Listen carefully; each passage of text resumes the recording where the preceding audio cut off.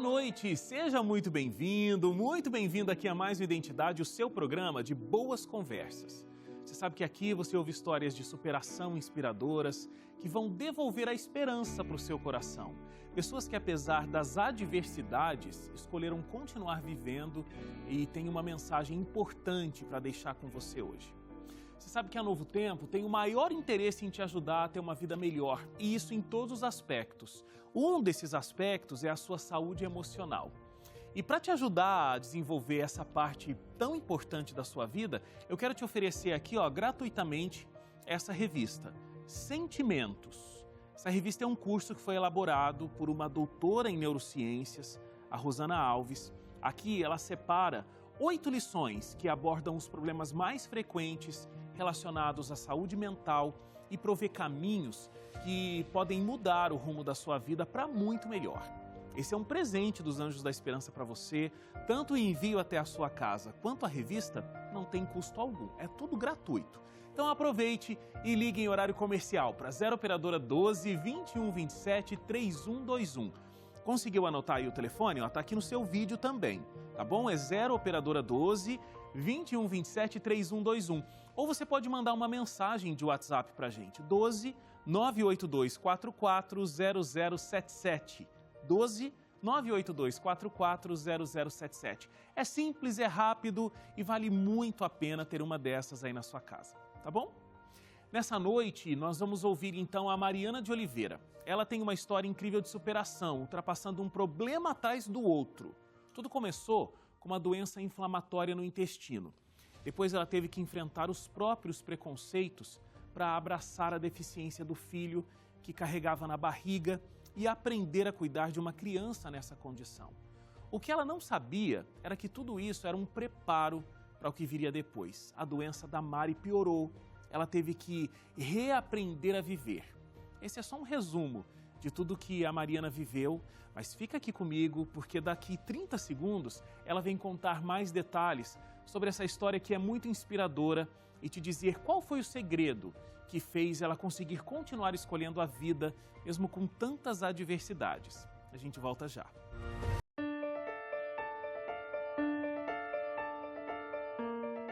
Já de volta aqui o Identidade, a Mariana já está aqui junto comigo. Tudo bem, Mari? Tudo bem sim, graças a Deus. Muito obrigado, viu, pelo seu tempo, por estar aqui com a gente. Tem tanta coisa para a gente conversar, né? Pois é, é uma história longa. Assim, eu vejo que tudo começou a mudar na sua vida, né? De muitas preocupações e muitas situações, quando você é diagnosticada, quando você descobre a doença de Crohn. Me conta um pouco de como foi isso, o que você sentia e como foi essa descoberta. Bastante aliviador, né? Porque eu vivia bastante angustiada, eu tinha dores, tudo que eu comia me fazia mal, eu tinha diarreias mesmo, assim, fortes, muitas dores na barriga. E eu me encontrava assim, uma situação de desespero muito grande, porque eu fazia tratamentos, mas nunca era adequado, eu continuava passando mal. Então, quando eu recebi o diagnóstico lá em 2010, me deu um grande alívio, né? Eu aí iniciei um tratamento correto, que fazia efeito no meu intestino, né?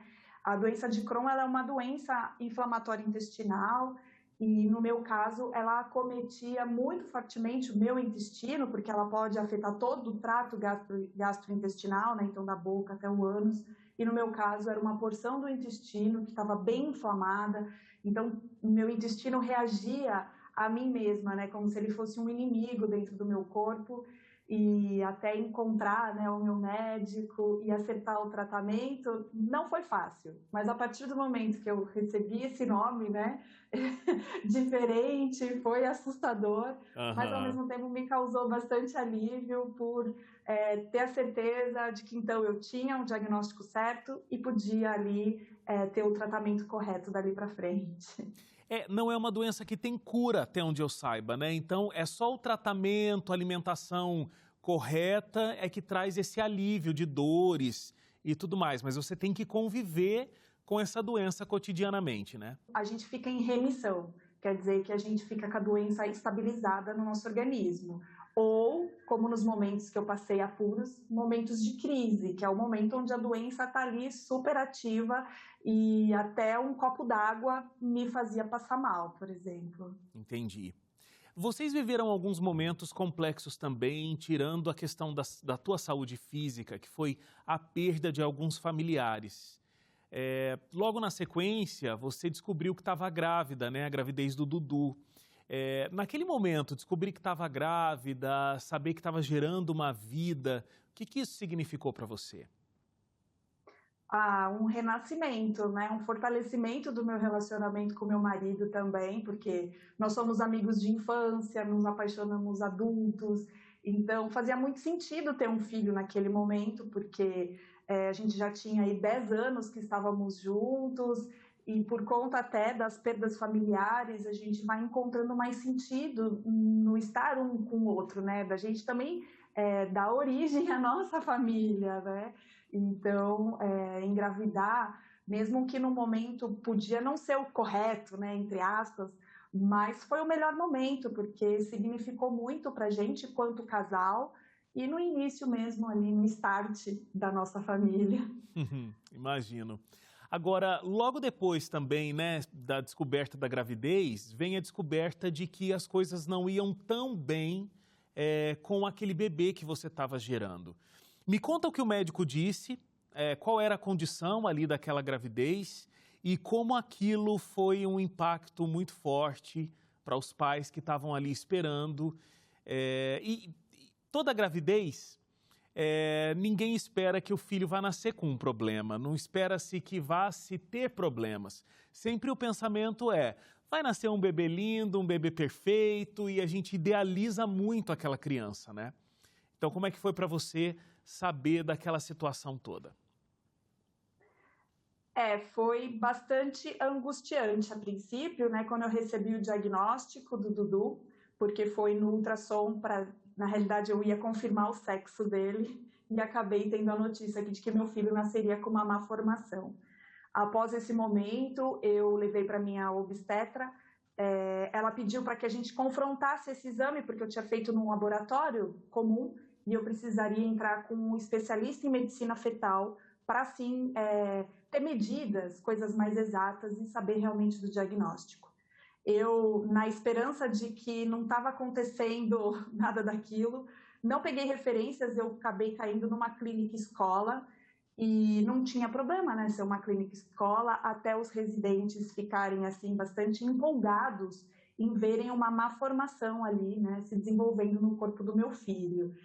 E seguindo esse momento que foi ainda mais desesperador, porque eu me senti muito agredida com a postura daqueles médicos e pedi para interromper o exame, voltei para casa em prantos, muito abalada, mas como eu disse, tinha o meu marido, eu não estava sozinha, eu pude colocar para ele toda a minha angústia, os meus preconceitos também, a minha inabilidade, a minha falta de capacidade de cuidar de uma criança com deficiência, eu comecei a colocar para ele assim, tudo que estava passando em mim, e parece que nesse momento de poder externar tudo que estava me angustiando, começou a chegar para a gente indicação de médicos que poderiam nos ajudar. Realmente, médicos especialistas em medicina fetal. E na primeira consulta com o médico especializado em medicina fetal, ele viu que o exame estava incompleto, ele me levou para a sala de ultrassom para aí então terminarmos e pegarmos as medidas que precisávamos do corpo do Dudu. Ele viu a abertura da coluna do Dudu e aí diagnosticando a mielomeningocele, né, que é uma falha no fechamento da coluna vertebral da criança, e disse que o coração dele era perfeito, que o Dudu queria muito viver. A partir desse momento, com esse médico experiente, né, capacitado, e um homem de muita fé também na profissão dele, eu vi uma diferença, sabe? Eu vi que meu filho não tinha um problema, o meu filho tinha uma deficiência, e que para deficiência a gente poderia reabilitar, ter cirurgias corretivas, e que o problema estava em mim, em acreditar que a deficiência era um grande problema, porque o meu filho, apesar das malformações, ele tinha uma saúde perfeita e condições de seguir o desenvolvimento dele, e foi o que aconteceu. Eu fazia ultrassons quinzenais, né, ultrassons quinzenais, para acompanhar o desenvolvimento do Dudu, e ele seguia indo muito bem com o controle, né, da água na cabeça, o controle da abertura da coluna dele, até que o Dudu nasceu de 38 semanas, tudo programado. Eu sei que você tinha conversas com o Dudu enquanto ele estava na sua barriga. Como eram essas conversas? Eram intensas, porque com esses médicos que fizeram parte ali, né, de todo o meu acompanhamento gestacional, eu pude saber de todo o passo a passo. Sabia que o Dudu ia fazer uma cirurgia após o nascimento, sabia que ele ia precisar de UTI, e com isso eu deixei de pensar um pouco em chá de bebê, em decoração do quarto. Isso, confesso que não era tão importante. Eu sabia que eu não ia poder pegá-lo no colo, não ia poder cheirar, não ia poder dar de mamar ali quando ele saísse da minha barriga. Então, isso foi me preparando, mas eu não queria não ter vínculo com o meu filho. Então, eu tinha conversas assim intensas com ele. Cada vez que eu ia nos médicos, que eu via ele no ultrassom, e eles iam falando tudo o que ia acontecer, as possibilidades, as sequelas que possivelmente podiam acontecer. Então eu ia amenizando, conversando com ele, dizendo para ele chorar bem forte quando ele nascesse, para que ele mexesse todo o corpinho dele, que ele ia ter uma saúde perfeita, que os pulmões dele iam ser fortes. Eu ia conversando com ele, falando tudo que os médicos falavam para mim, que ia ser uma sequela, que ia ser um agravamento, e eu tentava amenizar conversando com ele. E ele escutou tudo direitinho, porque quando nasceu, ele realmente se mexeu todinho, mexeu as perninhas, chorou bem forte, e o médico pôde falar para mim: nossa, Mari, ele nasceu muito bem, ele está pronto para fazer a cirurgia, e assim aconteceu. E eu imagino que ele ter feito a cirurgia e vocês, né, que já criaram esse vínculo tão forte ali, ainda na barriga, depois vê-lo crescendo, se desenvolvendo, trouxe muita força e muita esperança, né, para vocês. Ah, sem dúvida. Eu fui conhecer meu filho de verdade várias horas depois do nascimento, né, dentro da incubadora. Depois de 2 dias eu pude pegá-lo no colo e dar de mamar. Mas, assim, por mais que fosse triste, não era isso que eu queria para ele, não era isso que eu queria para mim. Mas eu tinha um entendimento, eu tinha compreendido de que tudo aquilo seria necessário. E ele ficou, no total, só de 15 dias na UTI, o que foi pouco por conta, né, dos agravantes. Logo eu pude trazer ele para casa, aprender a cuidar dele sozinha, né? Quer dizer, junto com meu marido, mas não tinha mais a equipe de enfermeiras ali. E ele ainda era muito pequeno, cheio de pontos ainda pelo corpo. E então logo também o Dudu começou a reabilitação. E aí a gente já conheceu um outro universo, o universo do mundo adaptado, que foi incrível. Excelente. Deixa eu fazer uma paradinha aqui para o intervalo. Na volta, a gente vai, inclusive, saber de um próximo passo aí nessa história, porque a sua doença começou a ter complicações, você teve que passar por uma cirurgia, e isso mexeu profundamente com a vida de vocês. E então, um intervalo rápido e a gente já volta com essa tremenda história de superação aqui hoje no Identidade. Até já.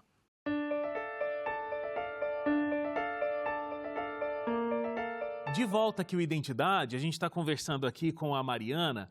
Mariana que passou por muita coisa, né? Um diagnóstico de uma doença que já incomodava há muito tempo, a doença de Crohn, perdas familiares, uma gestação que a princípio trouxe muita alegria, depois muita preocupação e depois uma conscientização e uma relação muito bonita, mãe e filhos ali juntos. Agora, quando você já tinha, né, Mari, eu entendi que se recuperado, assim, de entender como cuidar do seu filho, como resolver toda essa situação de necessidades especiais que ele tinha, a sua doença se agrava. O que aconteceu de fato? Em 2018, o Dudu já tinha ali 6, 7 anos, eu precisei passar pela minha primeira cirurgia. O meu intestino começou a se fechar numa parte dele e não tinha mais remédio que fizesse efeito ali.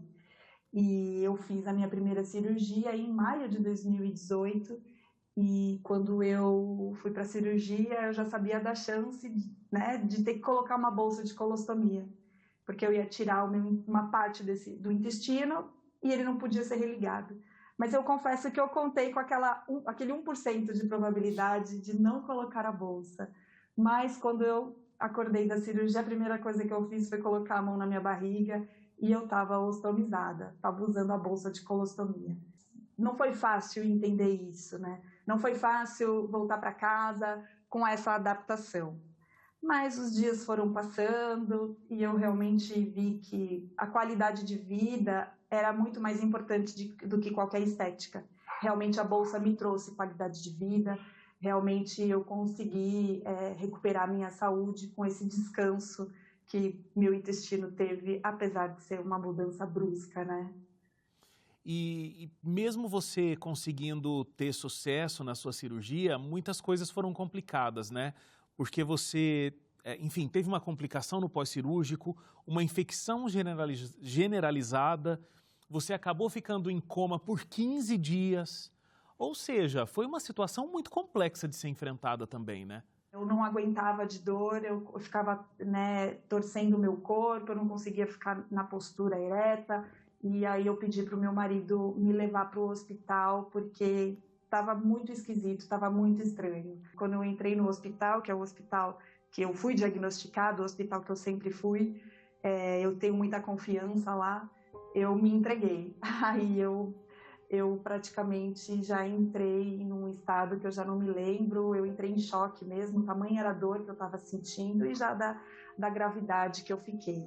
O que acontece foi que eu tive uma complicação dessa cirurgia, né? Ao lado do meu estômago, do meu intestino exteriorizado, se formou uma bolsa de fezes por dentro, né, do meu intestino, se formou uma bolsa e o meu intestino se rompeu.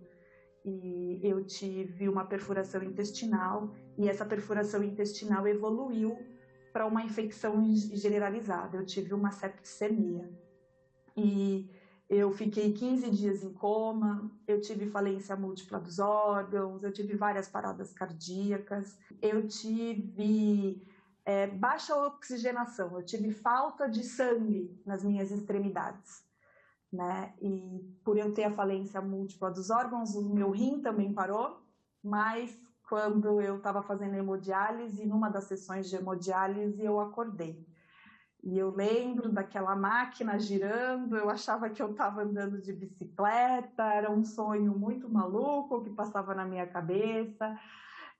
Eu não sabia da gravidade, nem do tempo do que tinha acontecido, não sabia nada, eu só sei que eu acordei feliz por reconhecer que eu estava no hospital, por ver minha mãe, meu marido, ver os médicos ali em volta de mim, comecei a entender. Mas foi um processo ali de novo, né? Eu vi meus pés e mãos enfaixados a princípio e com o passar dos dias fui entendendo que meus pés e mãos tinham necrosados e que eu tinha passado ali por um dos momentos, né, mais difíceis da minha vida.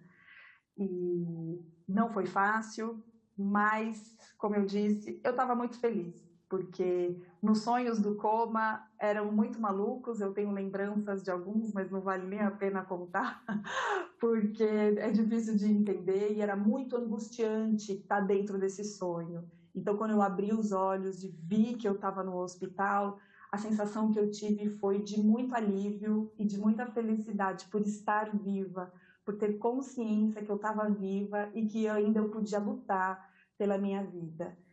Alguns dias se passaram, os médicos tiraram o enfaixamento dos meus pés e mãos e eu ainda pude vê-los necrosados, o que ainda foi uma situação mais difícil, porque eu me lembro bem e não foi nada legal. Eu estava com as unhas da mão ainda pintadas, então aquilo foi mais horripilante ainda, porque eu realmente pensei que eu era uma múmia, né? Igual a gente vê na televisão, nos livros de história. E não foi fácil, mas eu pude ter a consciência desde esse momento que eu acordei, sabe?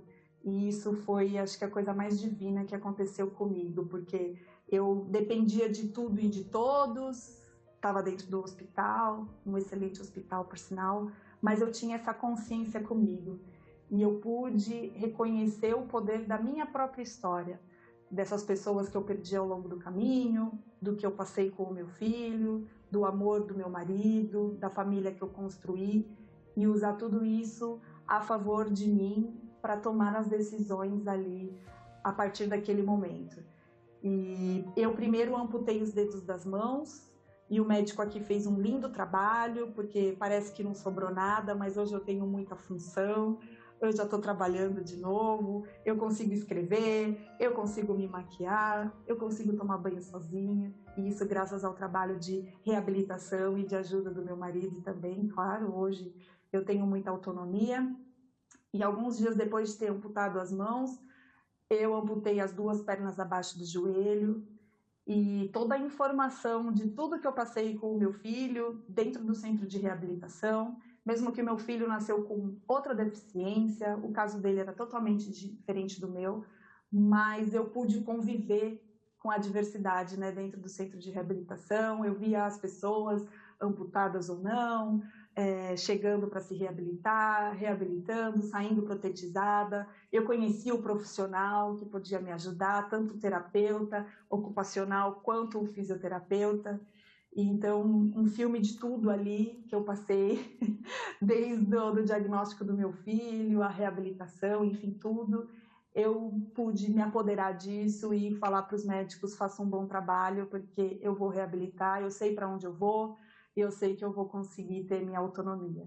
Sabia que não ia ser do dia para a noite, né? Mas que tinha essa possibilidade. Olha, eu fico encantado com todo esse relato que você está fazendo, porque são situações muito complexas, não só que você viveu, mas que você teve que conviver a partir de então, né? E aí eu imagino que toda aquela desconstrução que teve que acontecer ali naquela volta da consulta, quando você descobriu que teu filho teria que lidar com uma deficiência, e o quanto você estava despreparada e cheia de preconceitos, e agora não só você tem que lidar com a situação do seu filho, mas com a sua situação. E como você mesmo relata, né? Aí já foi diferente, você já tinha quebrado todos esses paradigmas. Mas isso não quer dizer que é fácil. Mas eu admiro, assim, a forma como você conta, o sorriso no seu rosto, que reflete toda a força mental que você teve de ressignificar o que é a vida, a importância dela e do que realmente é essencial e importante para a gente se preocupar. E não com uma estética, não com uma imagem, não se preocupar com o que não dá para fazer, mas ser grato com o que dá para fazer, com o que dá para viver. Eu acho que é uma tremenda lição de vida. A gente ouviu o teu relato, e não só o teu relato, mas como você lida com a história a partir de então. Obrigada. Realmente, eu tenho muito orgulho dessa família que eu lutei para construir, né, junto ao meu marido. Eles são a minha base, eles são os meus facilitadores. Com certeza eu não conseguiria ter esse sorriso e nem esse discernimento se não fosse o apoio deles. Ainda bem que eu não desisti e ainda bem que eu não estava sozinha nesses momentos. Então, isso tudo me fortaleceu. Enxergar possibilidades foi um facilitador também dentro disso tudo, desde o meu diagnóstico, depois do diagnóstico do meu filho e depois de tudo isso que eu passei, foi encontrar esse caminho, né? Eu encontrei também na minha família a disponibilidade deles, o permitir-se, né? Porque a gente se permitiu passar por momentos muito difíceis, mas também a gente permitiu se reerguer e comemorar pequenas vitórias. E a gente faz isso até hoje. Nós damos muito valor a sentarmos na mesa e comermos juntos, a estarmos juntos, a fazermos tudo junto, né? Porque um dia a gente não pôde curtir momentos juntos. Então, assim, a gente dá muito valor para pequenas coisas e comemoramos elas também. Excelente. Muito obrigado, Mari. Que Deus continue abençoando muito a sua vida e da sua família. Que vocês possam ser muito felizes. Muito obrigado. Amei, muito obrigada, eu adorei compartilhar. Muito obrigada, gente. Valeu. Obrigado a você também que ficou com a gente aqui, com essa linda história, essa grande lição. E a gente se encontra amanhã às 11h30 da noite com mais uma linda história de encontro com Deus e de superação aqui no Identidade. Até lá, tchau, tchau.